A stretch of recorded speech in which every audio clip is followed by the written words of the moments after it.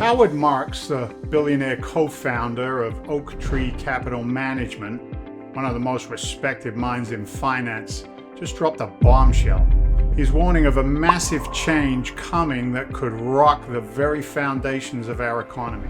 In a recent interview, Marks pulled no punches. He said the prolonged period of ultra-low interest rates, which many had come to accept as the norm, is over, and the normalization of interest rates will expose significant vulnerabilities for the US government.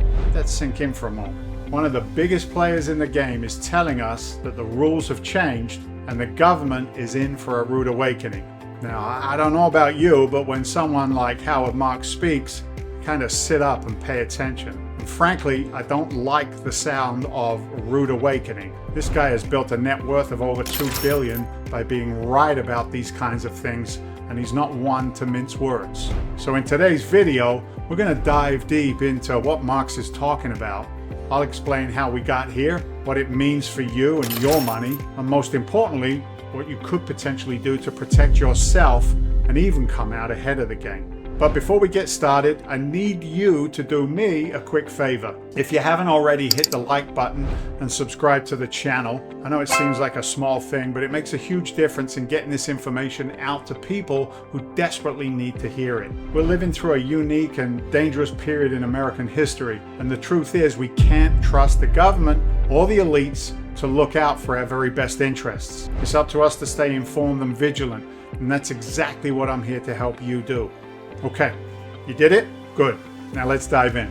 First, we need to take a step back and examine the economic landscape of the past decade. For most of it, interest rates hovered near zero, and borrowing money was as simple as just asking for it. This era of cheap money lasted so long that it fundamentally reshaped our expectations, leading many to believe that rock-bottom interest rates were the new normal. Well, as Howard Marks himself put it, we had a low interest rate environment which made life very easy for borrowers and asset owners. It was easy to run a business. The economy did well. We had the longest bull market in history. We had the longest economic recovery in history.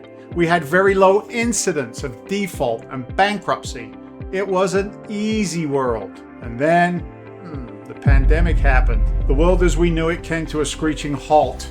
The government shut down businesses, imposed lockdowns, and the economy ground to a standstill. The government responded with unprecedented fiscal and monetary measures. To keep the economy afloat, they printed money at a level we had never ever seen before. And what did it lead to? Yeah, you got it, high inflation. And to combat this inflation, the Federal Reserve had to raise interest rates. Now we're sitting at rates around 5.2% to 5.5% after inflation hit a rate of nearly 9%.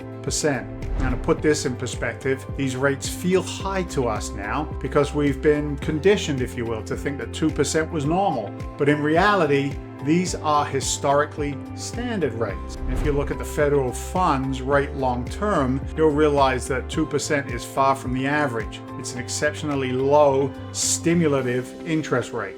Rates between 0 and 2% are essentially emergency measures, and as Howard Marks puts it, you can't live on a shot of adrenaline every morning for 13 years. Currently, interest rates are around 5.25% to 5.5%, which is higher than Marks' preferred 2 to 4% range. The Federal Reserve is maintaining these rates because it's not fully convinced that inflation is under control. It's using higher rates to cool the economy until inflation aligns more closely with its 2% target. The real issue is that we've all grown accustomed to the lower interest rate. Businesses and individuals have taken on excessive debt, and now that rates are rising, well, it's causing major problems. However, private entities aren't the only ones feeling the squeeze. The government, as a major borrower, is also vulnerable to the effects of rising interest rates. For the past 2 decades, the US government has consistently run a deficit, forcing it to go deeper and deeper into debt each year to cover the shortfall. The debt's ballooned, particularly in recent years, due to the pandemic response, bringing the US debt problem to the forefront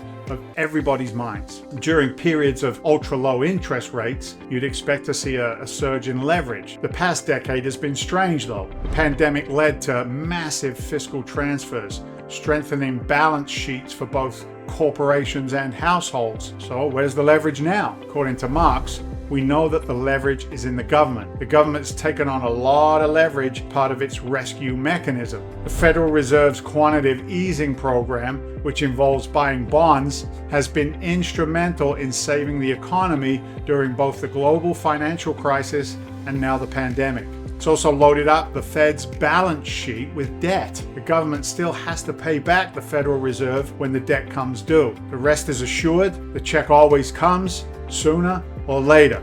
The Federal Reserve could theoretically turn on the money printer to buy more bonds and alleviate the problem. They can only do this if inflation is under control, because printing money and buying bonds is inflationary.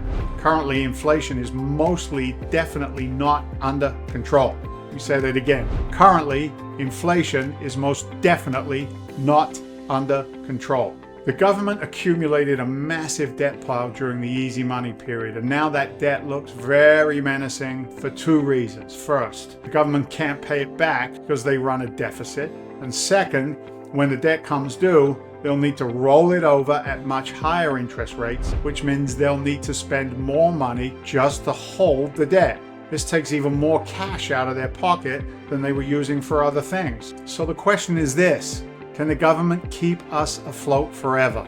Well, the answer to that is no, it can't. Howard Marks says the government helped us out during the pandemic, but it came at the cost of high inflation, which we now have to deal with raising interest rates. To keep the economy going through tough times, the US needs to spend money it doesn't have. This means turning to the Federal Reserve to buy fresh bonds. Right now, the Fed doesn't want to buy more bonds because it's inflationary, and they're focused on stopping the inflation.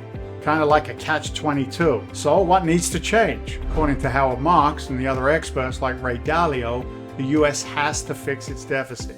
If it doesn't, the problem won't go away. The US government has $32 trillion in debt and an annual deficit of around $2 trillion. While the US dollar is currently the world's reserve currency, meaning the government can print as much as it wants in the short run, it's not a sustainable solution, is it?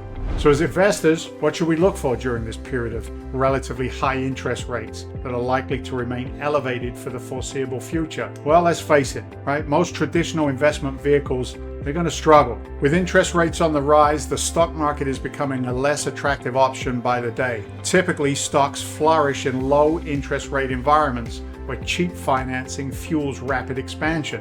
But in the high interest environments, the opposite is true. Financing becomes more expensive and growth slows down, leading to declining stock values. And as a result, money tends to flow out of the stock market and into bonds, seeking safer, more stable returns. That's why so many people are looking for an alternative to the stock market, something that allows them to invest with a measure of confidence and safety that they won't find in paper assets, something that Washington does not influence, and that Wall Street and the government and macroeconomic factors can't control. An investment that could provide passive income and build legacy wealth, and you could pass that on to their heirs. For years, I was a residential real estate investor. You might have seen me on A&E's Flip in Boston,